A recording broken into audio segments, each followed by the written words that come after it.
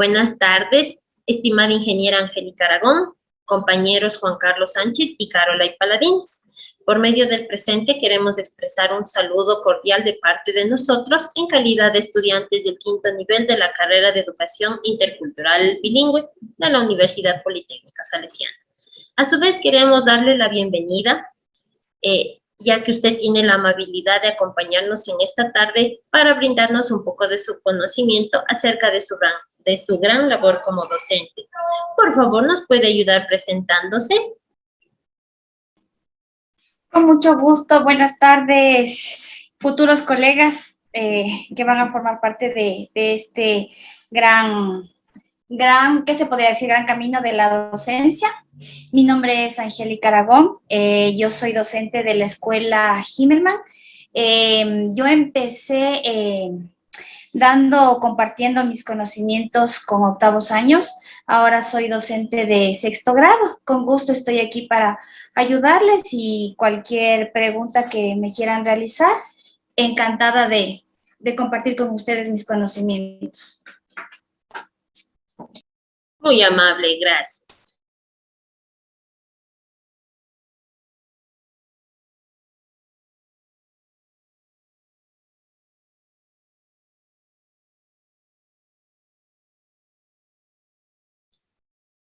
Carlitos, ¿nos puedes por favor ayudar? Sí. Muchas gracias, mi licenciada. Por favor, que nos ayude con la pregunta. Para empezar, queremos dar a conocer sobre el tema de nuestra entrevista, la misma que desea conocer.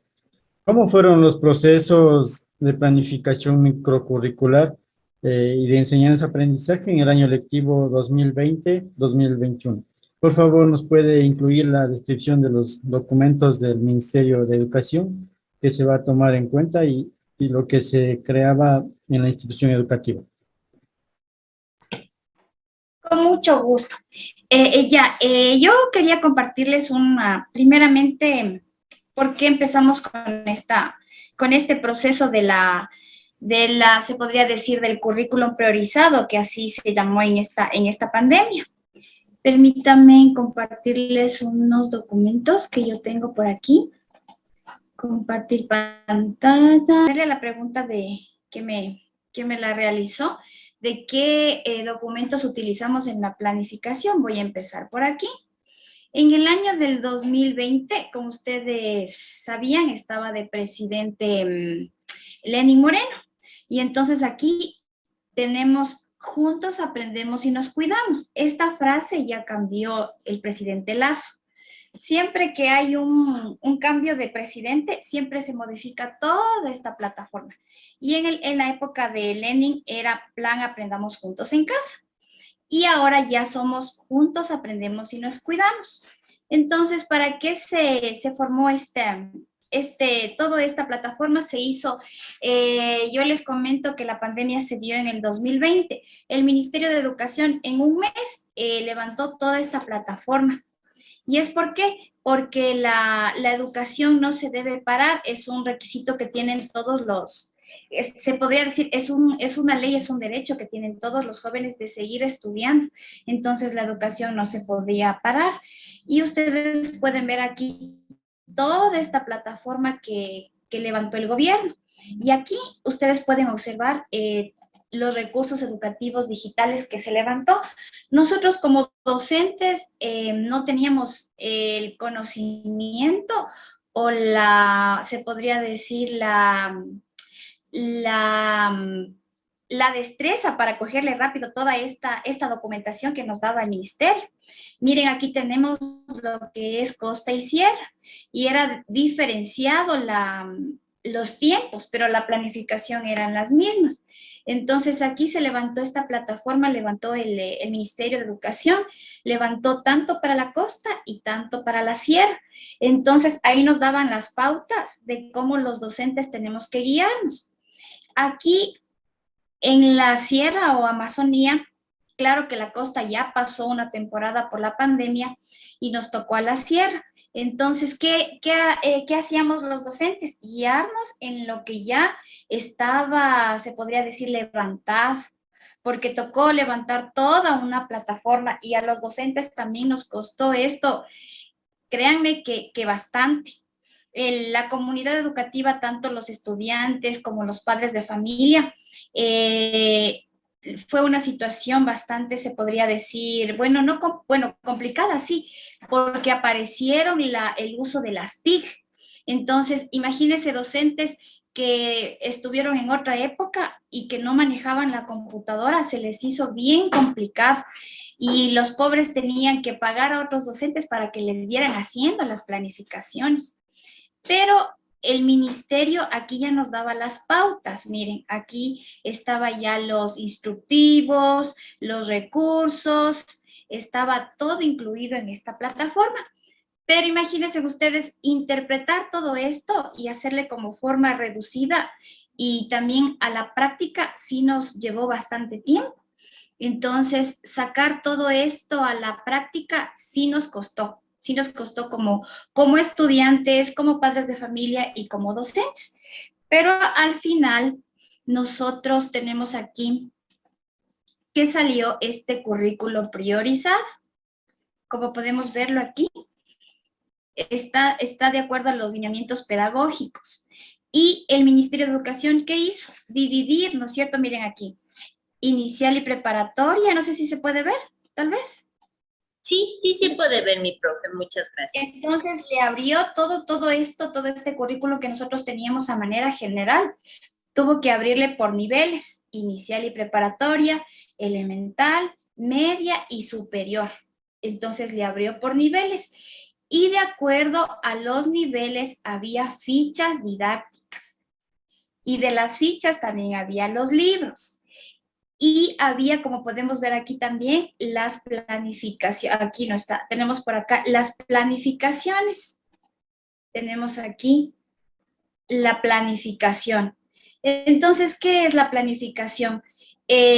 Tomar el conocimiento básico que los estudiantes necesitaban en ese nivel y poderles encaminar al aprendizaje. Entonces, imagínense, solo nos dieron a manera general, pero el docente era el que tenía que buscar la metodología adecuada para llevarlo a la práctica de acuerdo al currículo. Entonces, sí es bastante extenso y sí es bastante documentación, pero de esta forma se pudo realizar buscando los objetivos, buscando los criterios de evaluación, de acuerdo a las destrezas de desempeño y buscar los indicadores. Esto es lo que es se podría decir, la planificación que nos tocó desarrollar en ese momento. No sé si le contesté la pregunta.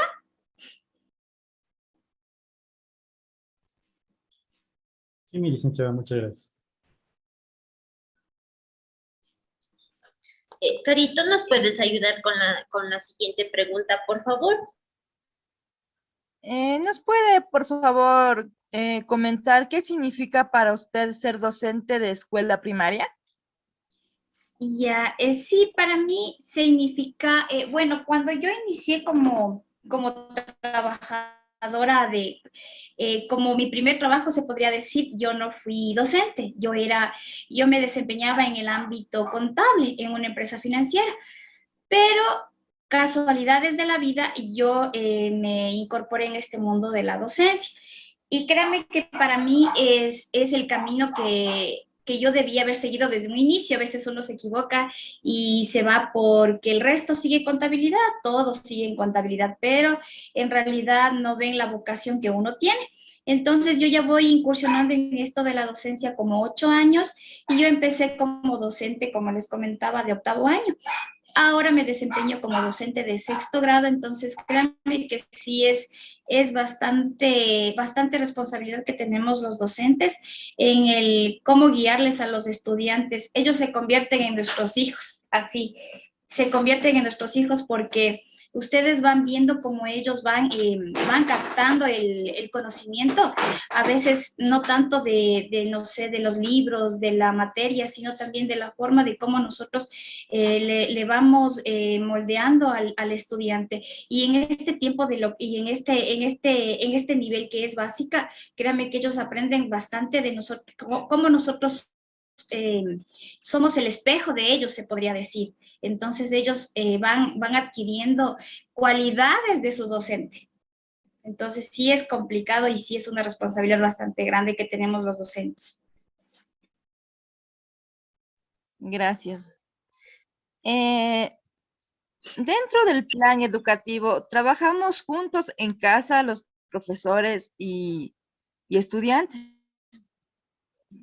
¿Trabajaron por proyectos? ¿Qué tiempo duraba cada proyecto?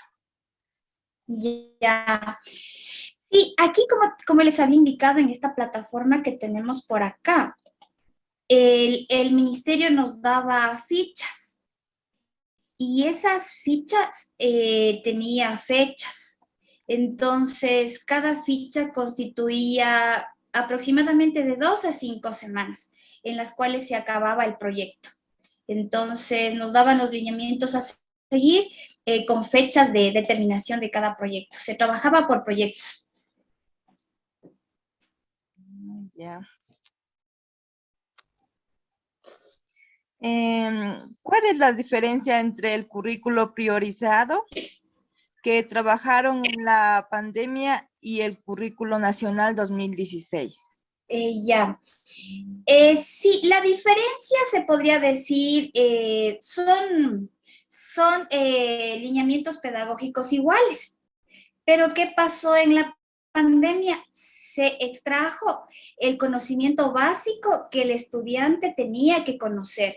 Se escogió las destrezas que ellos tenían que aprender, las básicas, por ejemplo, en el área de matemáticas, sumas, restas, multiplicaciones, divisiones, ejercicios que ellos iban a aplicar para la vida cotidiana. Lo más esencial, los conocimientos y las destrezas básicas. Entonces, ahí fue la diferencia, que con el currículum del 2016 trabajábamos todas las destrezas, mientras que en el priorizado empezamos a trabajar los conocimientos básicos o las destrezas básicas. Eso fue los lineamientos pedagógicos que el ministerio nos indicó extraer del currículum general, se podría decir. Por eso es priorizado coger únicamente lo urgente y lo necesario. Ya, gracias.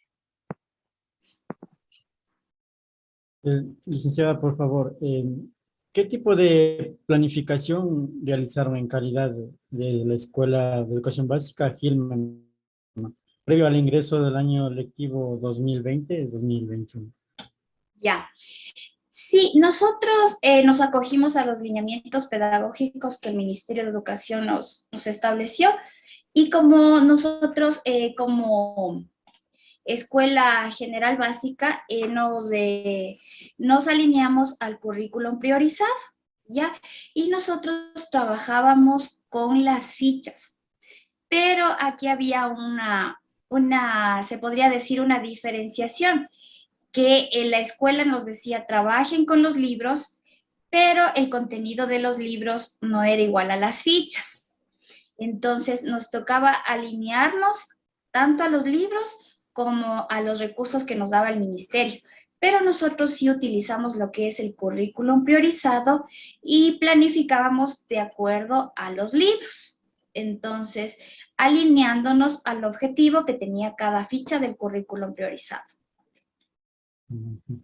Pues, eh, en calidad de docente, ¿cuáles fueron las planificaciones que realizaron para adaptar sus clases a la nueva realidad que vivían sus estudiantes? Ya, sí, nosotros teníamos ya los lineamientos que nos establecía el ministerio, pero lo que nos tocó adaptar fue las herramientas o los recursos. Por ejemplo, en mi materia yo daba en ese tiempo matemáticas. Yo trabajaba con recursos didácticos. La mayoría de los estudiantes se conectaban, se podría decir.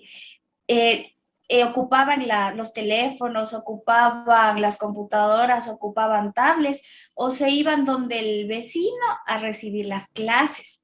Entonces sí fue un poco complicado eso, pero créanme que a veces la diferencia también la hace el docente, porque mientras que las instituciones privadas tenían ya una plataforma establecida, el ministerio, lo que es la parte pública, recién estaba incorporando lo que es el Teams.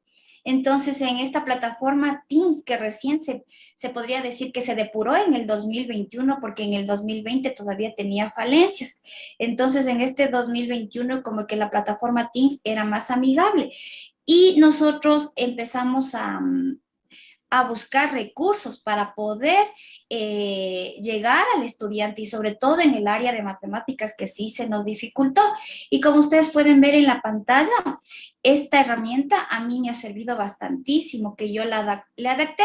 Tenía la metodología que nos indicaba el Ministerio de Educación, pero yo le abrí los recursos como son estos, el iWorksheet, hay algunos recursos didácticos como es el Kahoot, el Quizzes, entonces le incorporé a mi planificación. Entonces ahí es cuando los estudiantes ponían mayor interés en la materia y el aprendizaje como que era más innovador y también más interactivo. ¿Y qué tipo de material didáctico utilizó para que sus clases sean más interactivas y llamen la atención de sus estudiantes? Sí, creo que me adelanté a la pregunta, pero estas eran las herramientas que más interactivas, donde el estudiante podría a través de un link entrar a la plataforma y realizar diversos ejercicios de acuerdo a la temática que nosotros teníamos en la planificación, ya sea en matemáticas. Aquí se pueden encontrar fichas de lengua, de inglés, se pueden encontrar fichas hasta de DHI, entonces es bien interactiva esta plataforma. Y al final también esta herramienta le da, usted puede ingresar como docente y ir aquí ingresando a sus alumnos. Por ejemplo, aquí yo tengo a mis 40 alumnos tenía yo ingresados en esta plataforma y usted podía hacerle la ficha para la materia que esté dando y tenía el resultado de cada uno de los alumnos y también el resultado del grupo. Y usted también podía transcribir estos resultados a Excel. Entonces, esta plataforma, después de haber investigado todos los recursos que nos daba el Internet, porque aparecieron un montón de recursos, pero los más didácticos y los que se podía decir que complementa al docente, fue esta plataforma que yo encontré y que me pareció interesante, que es muy dinámica. Me pareció muy buena este recurso, que le incorporé yo a mi planificación. Muchas gracias, mi Muchas profe. gracias. Yo tengo una pregunta. Usted, como docente de su noble institución, cuéntenos su experiencia de dictar clases dentro del aula virtual. Bueno, sería del aula física al aula virtual. ¿Cómo fue? Ya. Bueno, nadie estaba preparado para este tiempo de pandemia, ni docentes, ni padres de familia. Entonces sí fue enriquecedora, se podría decir, este tiempo en que el docente se pudo también preparar y el estudiante también autoeducarse, se podría decir, porque el tiempo que tenemos nosotros en lo virtual es poquísimo. Bueno, cuando empezamos teníamos únicamente que trabajar por Zoom y el Zoom solo nos daba un tiempo limitado de 40 minutos y había estudiantes que no tenían esta herramienta, no tenían teléfonos y se nos hizo un poco difícil. Pero ¿qué pasó?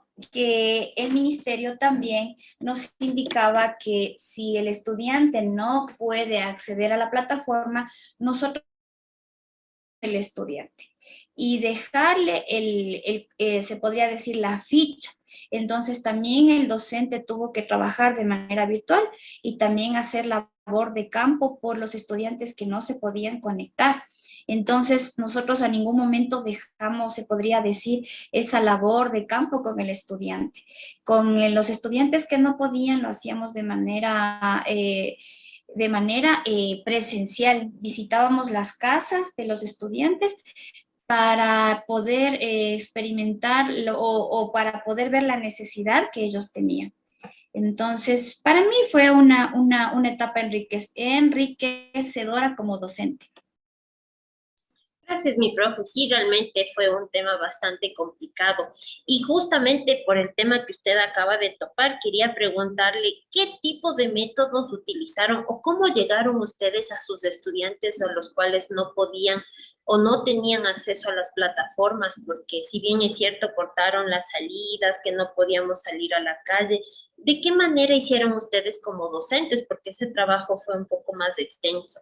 ¿Cómo fue esa experiencia tanto para ustedes como docentes y para sus estudiantes? Ujú. Al inicio, como estábamos todos intervenidos por el COE, se podría decir que no se podía salir ni a la calle. Entonces, ¿qué había?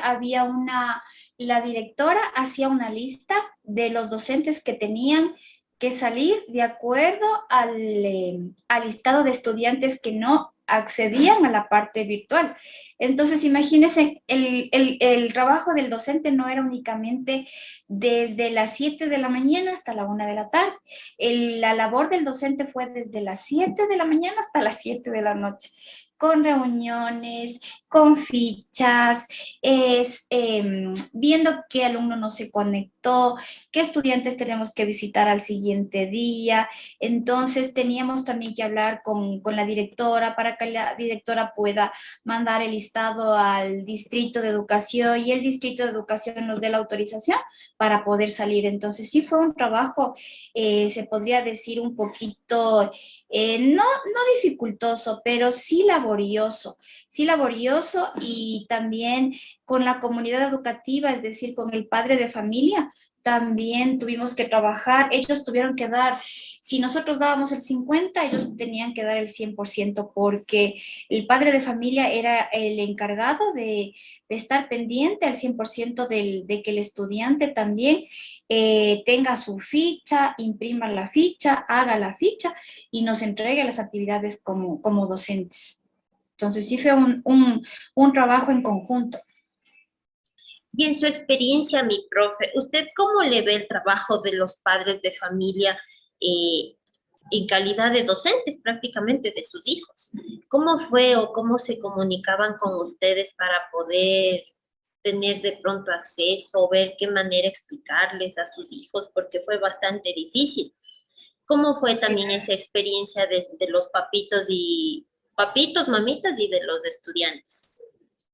Claro, sí, ahí fue, bueno, experiencia en sí, como yo les decía, yo trabajaba con mis chicos de octavos años, entonces yo como docente no tuve experiencia, se podría decir, de decir que no se conectaban o que cuando yo les iba a buscar no estaban, pero en mi entorno, mis compañeras, sí tuvieron algunos inconvenientes y sobre todo en lo que es docentes de primer año, de segundo año, de tercer año, tuvieron bastantes complicaciones porque ¿cómo le sientan a un niño de 5, de 6 años a estar el tiempo, o 1 hora, 2 horas frente al computador?